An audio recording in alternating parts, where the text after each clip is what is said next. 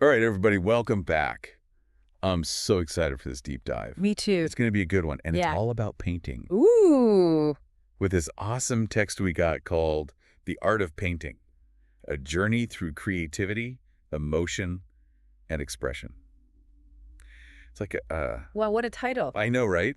I can't wait to dig into this one. It's going to help us figure out what makes painting so special. Yeah, like more than just paint on canvas, right? Exactly. More than just slapping some color around. There's a whole world in there. It really is its own language. That'd be a good way to put it. What I found interesting is how they call painting a noble medium.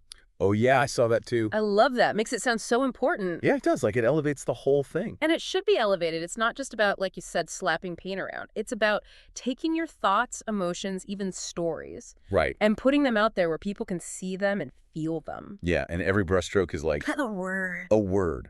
Exactly.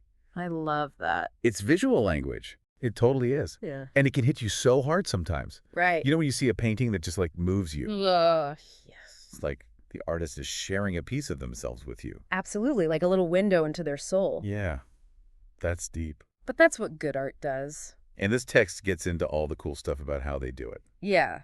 All the different techniques, The medium, tips the and grills, acrylics. watercolors. Right. And they each have their own personality almost. For sure. They each bring something different to the table. Like oils. Yeah.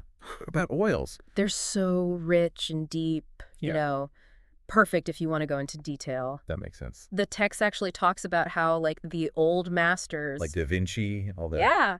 They used oils because they dry so slowly. Yeah. Which seems like a bad thing, but it let them blend and layer the paint. Oh, that's interesting. Yeah, so they could get those crazy, lifelike details. That's so cool. So it's not just about being a good artist.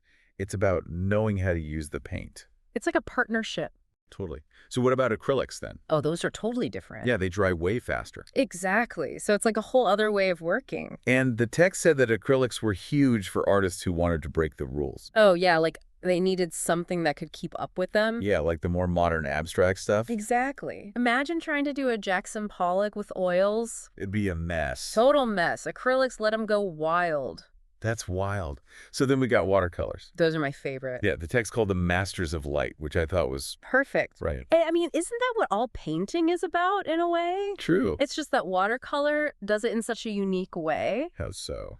Well, because it's transparent. Right. So the white of the paper becomes part of the painting. Oh, wow. And that gives it this luminous quality. Oh, I see. You can't get that with oils or acrylics. That's amazing. The paint is almost glowing. Exactly. It's like our artist is letting the light shine through. That's so cool.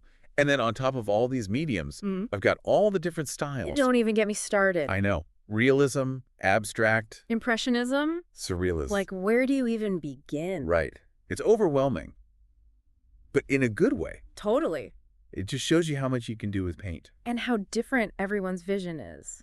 I remember the first time I saw Rothko. Oh, yeah. It was just these blocks of color. Yeah, those color fields. But I felt this crazy sense of peace just looking at it. I totally get It that. really opened my eyes to abstract art. That's the beauty of it. You don't need anything concrete. You just feel it. Exactly. It connects with you on this deeper level. It's like what the text calls the shared journey, right? Yeah.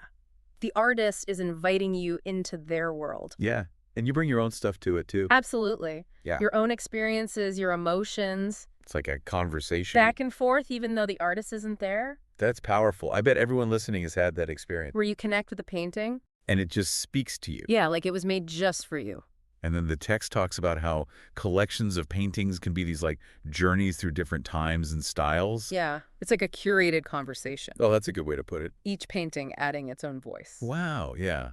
And the text ends with this beautiful image of a collection that celebrates all kinds of painting. Like from realism to abstract. Exactly. It's like a reminder that art is always changing. It's a living language. And we're all part of the conversation. So true. So what about you? What stories do you see in your favorite paintings? Ooh, that's a good question. I think that's something everyone should ask themselves.